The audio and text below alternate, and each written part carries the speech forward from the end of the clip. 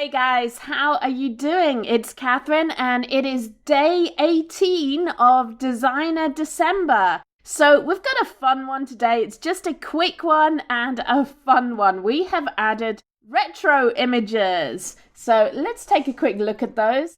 I scroll down and add a page, put a blank page in. Let's take a look at the new images that we've added. Oh, there's actually two additions today. There's retro images and there's stationery. And these go really, really well together. So the retro images, they kind of have this 80s, 90s sort of feel to them. I think they're really fun, really cute. We've got like little rainbows like that. And of course you can change the shading on them so they can be like a watermark like that, or they can be like a solid logo. So you can really play with these, have a lot of fun with these. We've got things like, let's see, we've got a cassette. There we go. There's little cassettes, and you can have tons of fun with these. You can turn around, you can change shading on them. In fact, I created a little playlist there with the cassette. So these are pretty versatile. You can use them to decorate all the more functional images that we've put in there so far, the calendars, the checklists, text boxes. You can really mix all of these images with any of our more functional designs. So these ones are really pretty decorative. This one, I went all out on it. I guess my thinking was, when I was at school, what would I have loved? What would have been really, really fun in my planner? And I look at my kids and I think, well, what kind of things would they like? What would they have fun with? So I came up with this page. We've got little Polaroid frames. You can find those. They're all in retro here. There's a Polaroid that's plain there. And then there's one here that I used that's got the little tabs on the corner. I love these. These are really, really versatile, these little tags. So I made 4 with stars and hearts, but there's also a blank one. If you scroll down here, there's also a blank one. So you can actually use the blank one there and put any logo on there or any motif you want on that one. I find these really useful for sort of almost like tabs for keeping little bits of information on. I mean, we could take the lips, for example, and instead of having the hearts and the stars, we could just put that on there. They're great for putting at the bottom of a page, at the bottom of a planner, along the side of calendars. In fact, I did that on this one. I made a double page calendar, and you can use these little tags there at the side of your page on your calendar. That's the other side. I just put a pen and some notes. So we've also added the stationery images. These are mostly pencils actually, and there are a lot of different pencils in here. So you have a good choice of what kind of pencil you want to use or add to your pictures. So for example, there's one there. It's kind of a different style to those ones. Let me make it darker and bigger so you can see it. But yeah, we have a bunch of different pencils, pens, different types of stationery there, and there's even a pot with all your pencils and pens in it. Now, back in the day when we started with our colouring book group, I remember people were doing colouring testing or pen tests at the front of their colouring books. So I thought it'd be really fun to actually create a page to do that using these pencil images. So a colour test, I guess, is like a page at the front of a colouring book where you can just draw with all of your pens and pencils that you're planning to use in the book, and you kind of have a reference for how they're going to look together. And I guess it's really a popular thing in the colouring book world, and also in the journal and planning world. People like to look at their pens and their pencils, especially if they're using something fancy like glitter pens. So why not make an actual page where you can do pencil testing? And this is just one style that I've done here. I mean, I could take these pencils and let's start another page. So I can paste my pencils in. I could use any of these retro images, or in fact, pretty much any of the small images that we've added. But I could do like little hearts. So instead of colouring in squiggly lines, you can make like a row of hearts, for example. You can get really creative with this. I think they're a lot of fun, the stationery images. What else have we added? We've also put in little donuts. I had fun designing donuts. I had one evening where I was just like, I think I'm going to draw some donuts. So you get donuts in my retro images there. Also, I've popped in a small calendar there.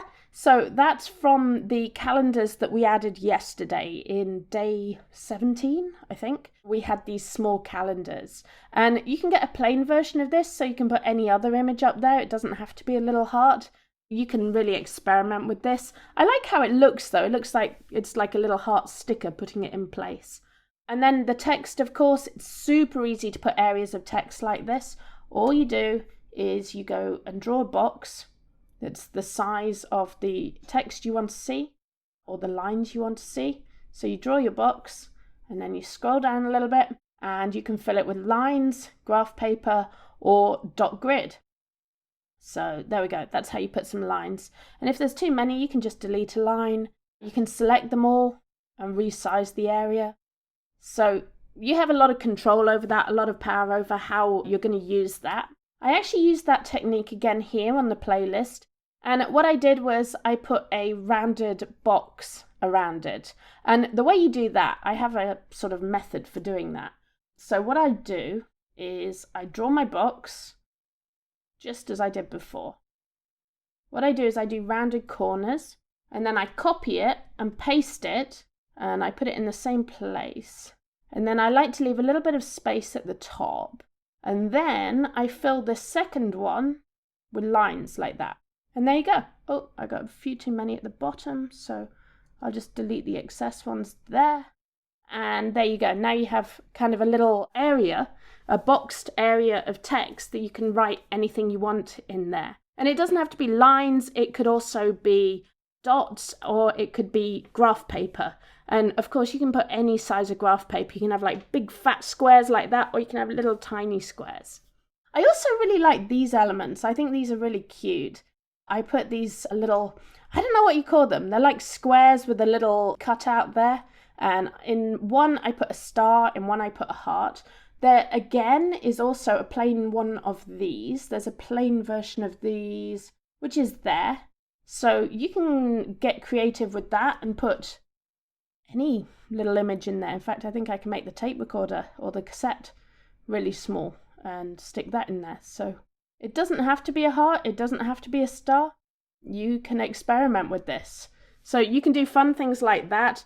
It probably works better if it's a little bit bigger. This is a great way. You could just lay out a whole bunch of these on a page and put icons at the top. In fact, you could use, let me delete that, and go to our map icons or our outdoor icons. And I mean, we could put like a little aeroplane in there. So if people are going on holiday and want to remember things, you could just do something like that and put a sort of notes like that.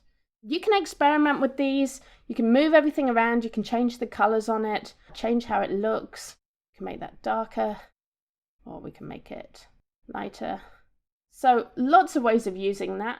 I also created this ugly calendar using the retro X's. I really like these X's actually. They're fun. You can do a lot of things with the X's. And people can color them in. They're great for using in checkboxes to mark off tasks, goals, even things like cleaning tasks. I know in the last couple of weeks we've done some cleaning planners for doing like household chores or cleaning. These would be great for sort of marking off things like that. I also like these.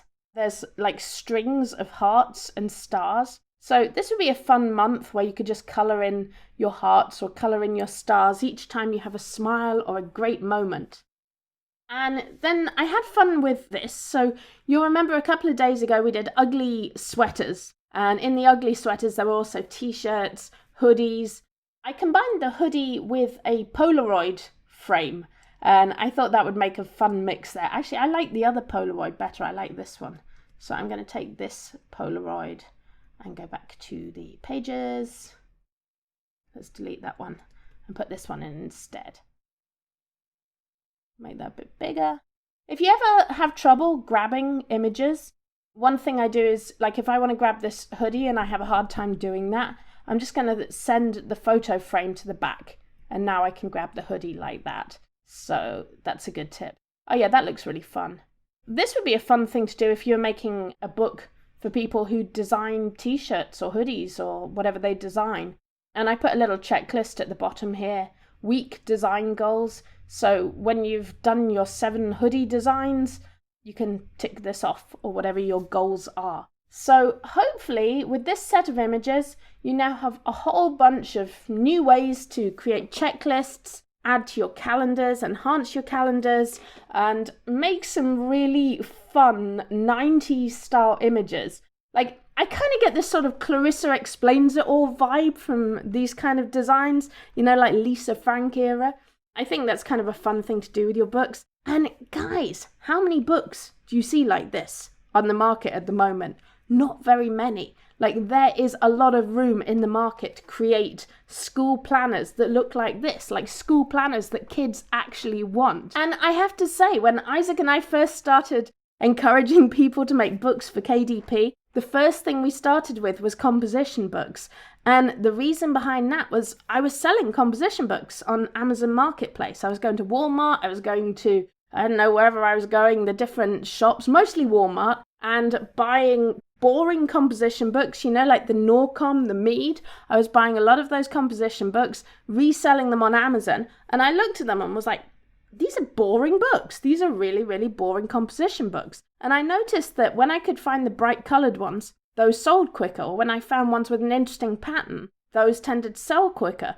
So I was like, okay, well, KDP, you can create your own covers, you can create your own books. Composition books don't have to be boring anymore.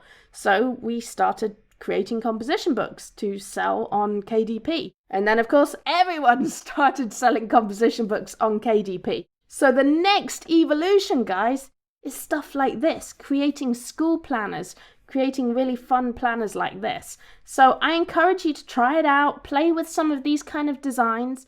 I think you can get really, really creative when you combine these new images with a lot of the other images that are in tangent templates.